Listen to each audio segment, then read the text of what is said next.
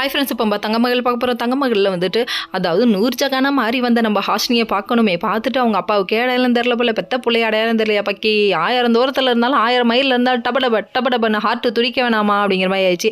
அதுக்கப்புறம் நிற்க வச்சு தாரணி விளையாடுறத பார்த்தீங்களா, நல்லா இருந்துச்சா அப்படின்னு ஒரு கேள்வியை கேட்குறாங்க. சூப்பராக விளையாண்டாங்க அப்படின்னு சொல்ல, இவங்களுக்கு ஸ்பான்சர்ஷிப்பாக நீங்கள் தாங்க பண்ணணும், அதாவது ஒன்றும் இல்லைங்க பண உதவி செய்யணும்னு சொல்லிட்டு சொல்ல, பண உதவியெல்லாம் ஏமா இப்போ கேட்குற அப்படின்னு சொல்கிறாங்க. பக்கத்தில் இருந்த வேலை இதுவும், தம்பி நீ உன் வேலையை பாரு, சும்மா இரு கம்முன்னு கடை அப்படிங்கிற மாதிரி ஆயிடுச்சு. அதுக்கப்புறம் பார்த்தா நீங்கள் நான் உனக்கு பண்ணுறேம்மா அப்படின்னு சொல்லிட்டு இவரே யோசிக்க ஆரம்பிச்சிட்டாரு. யோசிச்சு மறுநாள் ரங்கநாயகி வீட்டுக்கு வராரு. வந்தோடனே வீட்டெல்லாம் பார்த்துட்டு ராமசாமியை பற்றி ஷாக் ஆகிட்டாரு.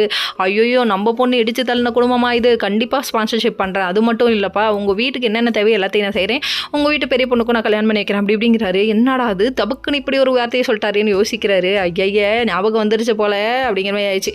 சரி பரவாயில்ல விடுங்க, உண்மையை சொல்லாமல் நீங்கள் கிளம்புனீங்களே அது வரையும் சந்தோஷம் அப்படிங்கிற மாதிரி ஆயிடுச்சு. இன்னொரு பக்கம் வந்துட்டு இதெல்லாம் பார்த்து வயிறு எரியிறாங்க நம்ம ரங்கநாயகி. எரியட்டும் அப்படிங்கிற மாதிரி ஆயிடுச்சு. அதுக்கப்புறம் நம்ம கிருஷ்ணா அங்கிளை ஓடி ஒளிஞ்சுக்க சொன்னாங்களே, எதுக்குன்னு நினைக்கிறீங்களா? அவங்க அப்பா கண்ணில் பற்றக்கூடாதுங்கிறதுக்காக தான் ஓடி ஒளிஞ்சுக்க சொல்லிட்டாங்க நம்ம அஞ்சலி மேடம்.